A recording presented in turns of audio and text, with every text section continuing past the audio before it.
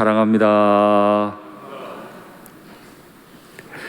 예고드린 대로 오늘은 하반기의 첫째 주일이기도 하고 맥추절이기도 합니다.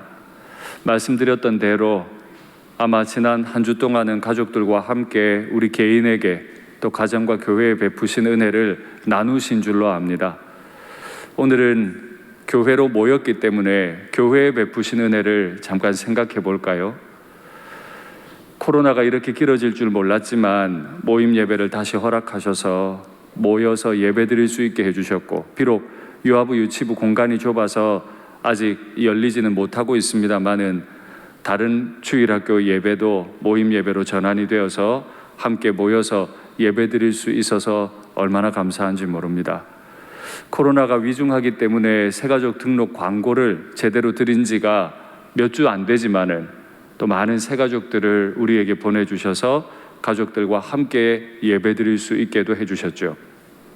코로나 중에 어려운 가운데에도 또 교회 크고 작은 많은 공사들을 한 건의 안전사고도 없이 잘 진행되게 해주신 것도 감사하고, 또 그 일에 온전히 헌신하신 많은 일꾼들이 계셔서도 감사했습니다. 선교의 밤을 통해서도 또 많은 선교 현장들을 우리가 직접 보고 선교사님들의 얼굴을 보고 소식을 들을 수 있어서 감사하고, 또 계획해서 오늘 저녁에는 나눔의 밤을 통해서 우리 나눔 사역을 눈으로 볼 수 있게 해주셔서 참 감사합니다. 가만히 살펴보면 상반기에 베푸신 은혜가 커서 하반기에 기대할 일도 많을 것 같습니다. 우리 하나님께서 우리에게 더 큰 은혜로 함께 해주시기를 간절히 바랍니다. 오늘 우리가 묵상하게 될 시편 123편의 표제는 성전으로 올라가는 노래입니다. 시편은 총 150수의 시가 모여있는 책이지요. 그 150수 가운데 표제가 성전에 올라가는 노래로 붙은 시는 총 15수입니다. 그 성전에 올라가는 노래라는 표제가 붙은 이 시들은 크게 두 가지 내용으로 나누어지는데, 첫 번째는 이스라엘 백성들이 흩어져 살다가 어떤 절기가 되어서 성전으로 향하면서 주님 앞에 감사 찬송을 드린 내용을 담고 있고, 또 어떤 시는 바벨론의 포로로 끌려갔다가 고국으로 돌아오면서 하나님 앞에 회개하고 신앙을 고백하는 내용으로 담긴 시편들로 이루어져 있습니다. 오늘 본문 123편은 아마도 바벨론의 포로로 끌려갔다가 돌아오는 백성들이 주님 앞에 드린 고백으로 보입니다. 이 123편과 매우 유사한 배경을 가지고 있고 또 어조가 비슷한 시가 앞에 나오는 121편입니다. 내가 산을 향하여 눈을 들리라, 아마 잘 아시는 시편일 텐데, 이 두 가지는 다 바벨론 포로에 생활하다가 귀환한 백성들이 부른 노래로 이해하시면 되겠습니다. 그렇기 때문에 늘 하나님을 기억하고 하나님을 사모하는 내용이라는 점에서 내용은 동일합니다. 또 하나 동일한 점이 있는데, 눈을 들다 바라보다 라고 하는 이런 공통된 단어가 많이 반복된다는 겁니다. 그런 점에서도 같습니다. 약간의 차이가 있다면 121편은 우리를 도우시는 하나님을 믿고 신앙을 고백을 올려드리는 시편이라면, 오늘 우리가 묵상할 123편은 하나님의 도움을 간청하는, 요청하는 시라고 이해하시면 되겠습니다. 이 시인이 바벨론의 포로로 끌려갔다가 돌아오면서 예루살렘 성전을 사모하면서 하나님 앞에 처음 뗀 말은 하늘에 계시는 주여, 내가 주께 향하나이다. 내 눈을 들어 주께로 향하나이다. 우리가 이렇게 평안한 때를 살고 있을 때는 하늘에 계시는 주여라는 말이 그렇게 실감나게 다가오질 않습니다. 그러나 이스라엘 백성들은 나라가 망했었죠. 그리고 포로 생활 70년을 하다 돌아왔습니다. 그들에게 하나님은 어떤 의미일까요? 오늘 시인이 고백하기를 하늘에 계시는 주여, 이 주님 앞에 많은 단어를 붙일 수 있지만 수식어를 하늘에 계시는 주라고 했네요. 이스라엘, 특별히 예루살렘은 고지대였습니다. 예루살렘은 워낙 높은 산들이 많다고 말씀드렸죠. 그 높은 산들이 도시를 막아주고 있었기 때문에 외적의 침입을 능히 이겨낼 수 있었습니다. 해발이 대략 평균 800m입니다. 도시가 800m 되는 산 위에 건설되어 있어요. 낮은 곳은 600m 정도 되는 곳도 있지만 높은 곳은 800m 훨씬 더 넘기도 합니다. 그래서 평균 해발 800m 위에 도시가 건설됐죠. 800m라는 말이 실감이 별로 안 나실 거예요. 어느 정도 높인지.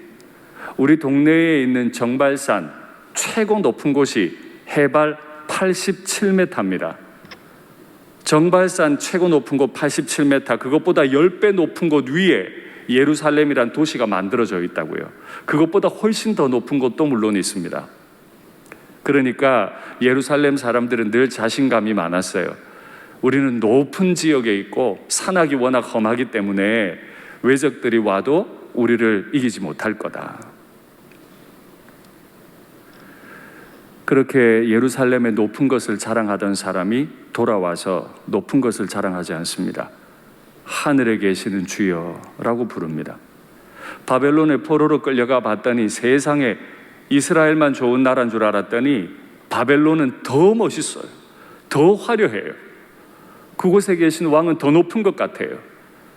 포로 생활 마치고 돌아오면서 하는 고백이 우리의 하나님은 하늘에 계신 분이십니다. 돌아온 백성들의 마음의 깨달음은 그렇다. 위엄 있는 왕 중에 가장 위엄 있는 왕은 하늘에 계신 분이시지. 이 어떤 나라들보다, 다윗의 나라 이스라엘보다, 느부갓네살의 나라 바벨론보다 더 위엄 있는 나라는 하나님의 나라다 라고 고백하는 거예요. 평안의 때에 우리는 잘 몰랐습니다. 하늘에 계신다는 것이 어떤 의미인지 우리는 몰랐어요. 가장 높은 곳에 계시면서 온 땅을 통치하시는 위엄 있으신 왕이시라는 뜻이죠. 우리 평생에 이 위엄 있으신 왕을 바라보는 은혜가 있기를 바랍니다. 내가 눈을 들어 주께 향하나이다. 이 눈을 든다는 말도 우리에게는 일상적인 표현이잖아요. 그런데 아까 말씀드린 대로 바벨론의 포로로 끌려갔다 돌아온 백성들이 지은 시에 눈을 들다, 바라보다 라고 하는 시어가 많이 들어가는 이유가 있을까요? 이유가 있지요. 그들이 눈이 잘못돼서 바벨론 포로로 끌려갔거든요. 그들의 눈이 너무 고생을 많이 했거든요. 남유다 백성들의 눈이 어떤 고생을 했는지 말씀을 통해 한번 확인하시겠습니다. 바벨론의 왕이 림나에서 시드기야의 눈 앞에서, 시드기야는 남유다 마지막 왕입니다. 그 왕의 눈 앞에서 그의 아들들, 왕자들을 죽여버렸어요. 아버지의 눈 앞에서 자식이 죽어나가는 걸 보는 것이 세상 최고 고통스러운 일 아닙니까? 그 피곤한 일을 유다의 왕이 목격해야 됐어요. 바벨론의 왕이 또 유다의 모든 귀족을 죽였으며, 예레미야는 한 번만 기록하지 않았어요. 반복해서 그때의 고통을 2번 기록했죠. 바벨론 왕이 시드기야의 아들들을 그의 눈앞에서 죽이고, 또 리블라에서 유다의 모든 고관을 죽이며, 그들의 눈이 잘못되는 바람에 그들의 왕이, 자기 자식이 이방인의 칼에 맞아 죽는 걸 눈으로 봐야 했어요. 그런데 그들의 고통의 눈은 여기서 그치지 않아요. 그 고통은 더 심각한 상황으로 전개되는데 확인하시죠. 그 고통당했던 시드기야의 2눈을 뽑아버려요. 노사슬로 그를 결박하여 바벨론 왕이 그를 바벨론으로 끌고 가서 그가 죽는 날까지 오게 가두었더라. 이렇게 피곤한 눈이 인생 가운데 또 있을까요?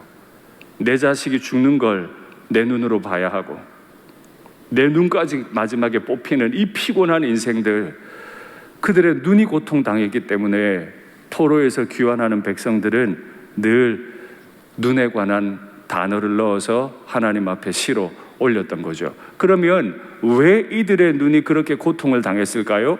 가장 근원적인 이유가 있어요. 그게 바로 그들의 눈이 잘못되었기 때문입니다. 말씀 확인하시죠. 우리가 헛되이 도움을 바람으로 우리의 눈이 상하며 우리를 구원하지 못할 나라를 바라보고 바라보았도다. 히브리어 성경을 영어로 직역을 해놓은 NASB라는 영어 성경에서는 이렇게 번역했네요. 우리의 눈이 실패했습니다. 우리 눈이 잘못됐어요. 우리 눈이 잘못돼서 바라보아도 우리에게 도움을 주지 못하는 것들 바라보느라고 진짜 바라보아야 할 하나님을 바라보는 일에 실패해버렸어요. 우리 눈이 상해서 우리를 구원하지 못할 나라, 역사적인 배경을 보면 하나님은 바벨론의 포로로 끌려가라고 말하시는데 시드기야 왕은 그럴 수 없습니다 하고 애굽을 의지해요. 그 바람에 바벨론이 왕이 너무 대노해서 공격해와서 성전까지 다 불태워버렸죠. 구원하지 못할 나라를 자꾸 바라보니까 그 눈이 그렇게 고통을 당했다는 말이죠. 우리에겐 있는 이 눈들은 반듯하게 바라볼 것 바라보고 있습니까?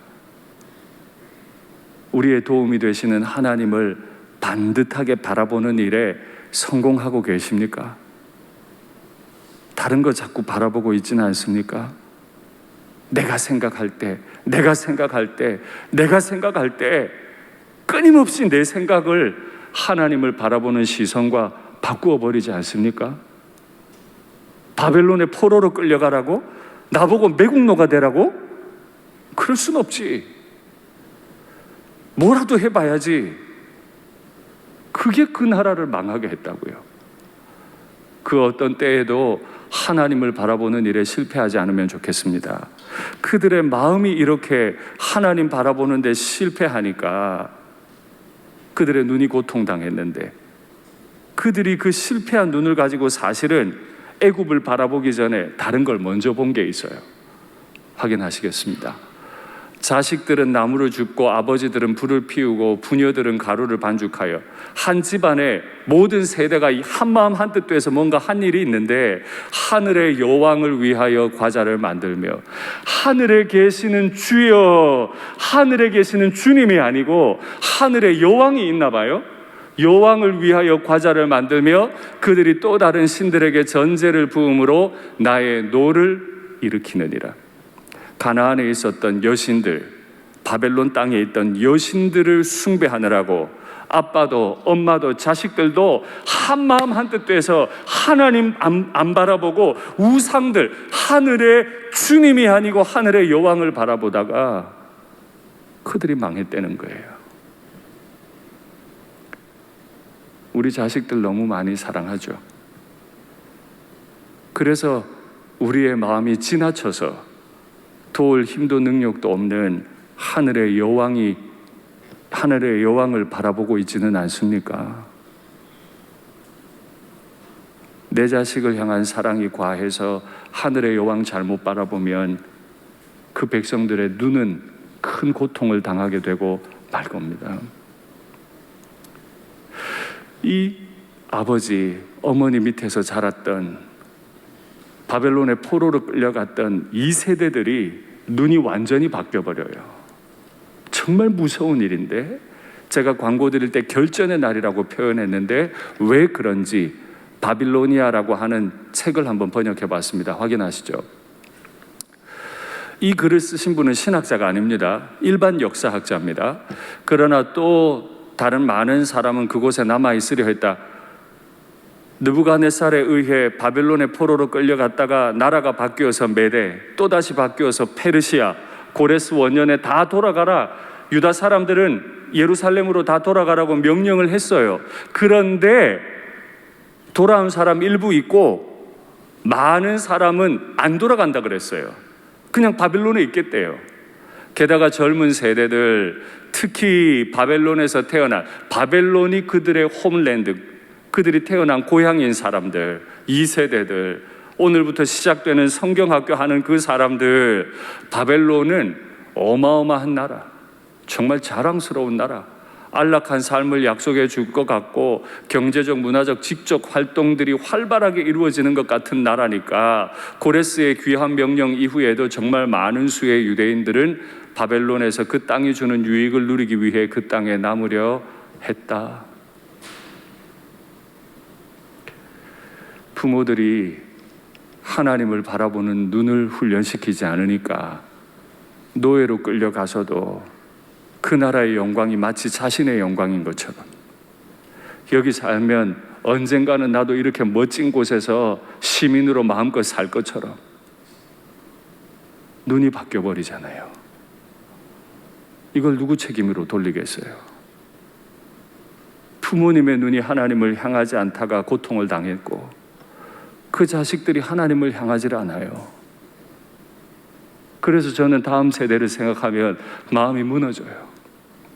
어른들도 우리가 존중하고 높여야겠지요. 그래도 우리는 하나님 보는 눈이 있잖아요. 우리 자녀들도 동일하나요?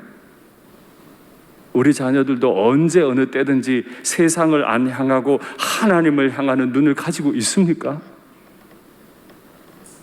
한 지역교회 담임 목사인 제 마음에는 다음 세대의 눈이 어디를 향하고 있는지 정말 많이 궁금하고 두려워요. 그 눈을 들어 주께 향하나이다. 여태 주께 안 향했죠. 때로는 하늘의 여왕을, 때로는 바벨론의 그 쾌락적인 문화를, 때로는 애굽 왕을 향했는데 이제 그 나누어진 마음 다 모아서 주께 향하나이다. 시편 121편을 보면 내가 산을 향하여 눈을 들리라. 망하기 전 유다 백성들의 마음은 늘 고백했어요. 높은 산을 보면서 이 산을 향하여, 이 산이 나를 지킬 거니까 이 산을 향해 내 눈이 머물러 있었는데 눈을 들리라. 나의 도움이 어디서 올까? 이 산에서 왔지. 근데 나라가 망하고 포로로 끌려갔다 돌아오니까 눈이 바뀌었어요. 나의 도움은 천지를 지으신, 이 높은 산을 지으신 여호와께로부터 온다. 포로로 끌려간 70년이 고통스러운 시간이었어도 우리의 시선이 교정만 될 수 있다면 그 70년은 버린 시간이 아닐 겁니다. 주께로 향할 수만 있다면 우리의 고통의 시간들, 우리의 예배의 자세를 바르게 할 수만 있다면 이 코로나는 잃어버린 시간이 아닐 겁니다. 우리 부모님 세대가 먼저 주님께로 향하고 부모님 세대의 눈이 우리 하늘에 계신 하나님께로 향하는 은혜가 있기를 바랍니다. 이들이 실감나는 비유를 하나 쓰죠. 상전들의 손을 바라보는 종의 눈같이, 여주인의 손을 바라보는 여종의 눈같이 우리가 여호와 우리 하나님을 바라보고, 포로로 끌려가 봐서 잘 알고 있습니다. 포로로 끌려가기 전에도 수많은 외적들의 공격을 받아서 정말 많은 백성들이 포로로 끌려갔습니다. 노예 생활을 했죠. 사사시대 때도 얼마나 많은 이민족들이 들어와서 노예 다뤘는지, 그것보다 더 위의 조상들은 애굽에서 노예 생활 오래 했습니다. 노예들은 다른 거 못 봐요. 주인의 손끝 봅니다. 이러면 가야 돼요. 이러면 와야 되죠. 사람 취급 못 받아요. 가는 거고, 이러면 오는 거예요. 그 사인 놓치면 매를 맞거나 죽임을 당합니다. 방금 전에 그들은 70년 동안 바벨론에서 그 고생을 했습니다. 이 주인의 손끝 바라보는 가고, 이러면 앉고, 이러면 일어서고, 이 손끝 하나 보는 훈련을 70년을 했네요. 상전의 손끝을 바라보는 종의 눈같이, 여주인의 손끝을 바라보는 여종의 눈같이 우리가 여호와 우리 하나님을 바라보고, 돌아와서 그 손을 바라보니 그 손은 십자가에 못 박히신 예수님의 손이에요. 이 죄인을 여전히 기다리고 계시는, 이 죄인을 위해 십자가에 못 박히신 손, 그 손을 바라보고 우리에게 은혜 베푸시기를 기다리나이다. 우리가 지금 회복해야 할 눈은 우리를 위해 십자가에 못 박히신 예수님 손을 바라보는 노력들이죠. 지난 상반기 은혜 베푸신 그 손으로 하반기에도 은혜를 베풀어 주실 줄 믿습니다. 우린 노력하면 좋겠습니다. 여태 하나님 안 바라보던 눈을 돌려서 하나님을 바라보는 이래로 구체적으로 좀 노력하면 좋겠습니다. 아빠와 엄마들이 구체적으로 하나님 바라보기 위해서 노력하면 좋겠습니다. 잃어버린 새벽 제단을 깨우십시오. 목사님들께서 큐티하라고 영상 만들어 드리면 그 영상을 확인하시고 성경 통독하시고, 그래서 하나님 그 피 묻은 손을 바라보는 일로 우리의 마음을, 자세를 지난 상반기와 전혀 다르게 결단하고 우리의 눈이 좀 돌아가면 좋겠습니다. 우리에게 은혜 베푸시기를 기다리나이다.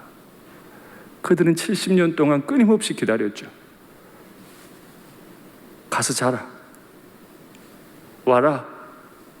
그들이 노예로 지내는 그 하루 동안 마음껏 자유가 없어요. 늘 주인의 지시만을 기다렸죠. 그들이 노예로 산 70년, 해방되지 않았더라면 더 오랜 기간을 노예로 기다리며 살아야 했을 텐데, 그 실감났던 70년의 기다림의 세월을 오늘 시에 녹여내잖아요. 우리가 기다립니다. 뭘 기다릴까요? 은혜를 기다리나이다. 70년 바벨론 포로 생활에서도 기다렸고, 지금 성전이 있는 곳 예루살렘으로 돌아와서도 기다리는데, 이 두 기다림에는 차이가 하나 있죠. 바벨론에서의 기다림은 고통스러운 기다림이었고, 하나님 앞에서의 기다림은 은혜를 기다리는 기다림인 줄 믿습니다. 이것이 달라요. 그러니 바벨론 포로 생활 마치고 돌아온 눈은 완전히 바뀐 눈이에요. 눈 하나 바뀌면 돼요. 우리가 기도할 때 가끔 우리의 영안을 열어주시옵소서 이렇게 기도하는데, 여러분, 영안이 열린다는 게 뭐예요? 갑자기 막 하늘이 환상이 만들어지고 막 주님께서 오시고 천국이 보이는 겁니까? 이 교회 본당에 사람이 가득 차고 막 수만 명이 몰려오고 이런 거 보는 겁니까? 나와 내 자식들의 인생이 어떻게 바뀔지 그런 거 보는 거예요? 한국교회가 부흥운동을 지나면서 이런 잘못된 생각들을 많이 합니다. 영안이 열리면 보게 되는 것, 첫째, 내가 얼마나 큰 죄인인지 보게 됩니다. 영안을 열어주시옵소서. 이 말은 내가 어떤 죄를 지은 죄인인지 알게 하옵소서. 영안을 열어달라는 말은 하늘에 하나님 외에 다른 게 안 보인다는 말이죠. 겸손해진다는 말입니다.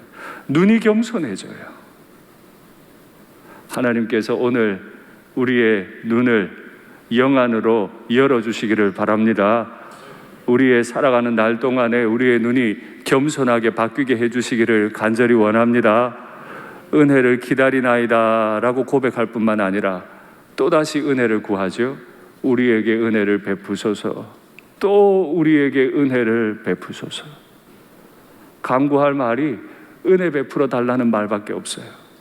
돌아와 보니 그들의 죄로 인해서 성전이 다 무너지고 성전 안에 있던 그 화려한 은금 기명들을 다 빼앗겨 버렸어요. 여기서 어떻게 시작할 수 있을지 모르겠어요. 그래서 돌아오긴 돌아왔는데 귀로 들리는 게 하나 있어요. 심한 멸시가 우리에게 있습니다. 안일한 자가 비웃는 소리가, 교만한 자의 멸시하는 소리가 우리 영혼에 넘칩니다. 이 고통스러운 귀환 이후에 우린 뭐 할까요? 주여, 우리에게 은혜를 베푸소서. 또 은혜를 베푸소서. 살아가는 일이 쉽지 않습니다. 이때 우리가 할 일은 은혜를 베푸소서, 은혜를 베푸소서 외치는 것밖에 없죠.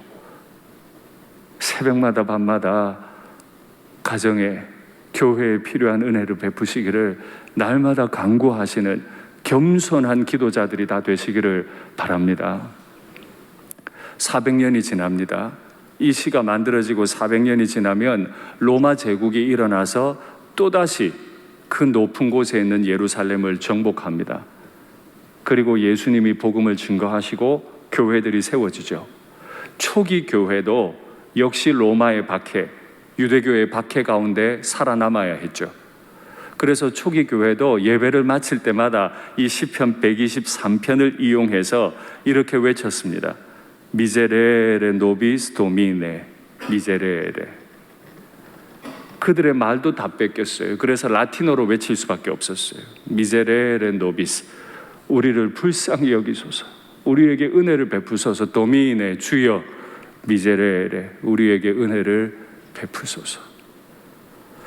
바벨론에서 포로 귀환했던 백성들도, 초기 교회 그리스도인들도 다 우리에게 은혜를 베푸소서, 우리를 불쌍히 여기소서 라고 외쳤다면, 우리도 새벽에 기도할 때마다, 밤마다 기도할 때마다, 낮에 이렇게 모여서 예배드리고 예배당 문턱을 넘어 나가실 때마다 우리가 해야 할 고백은, 주여, 저는 죄인입니다. 무능력합니다.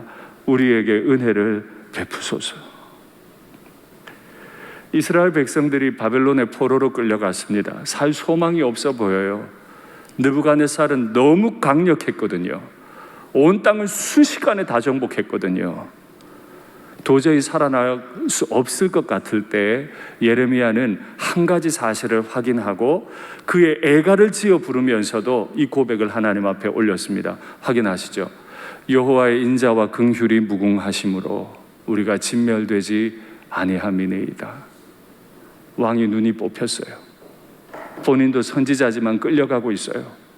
많은 유다 백성들이 끌려가고 성전이 무너져요.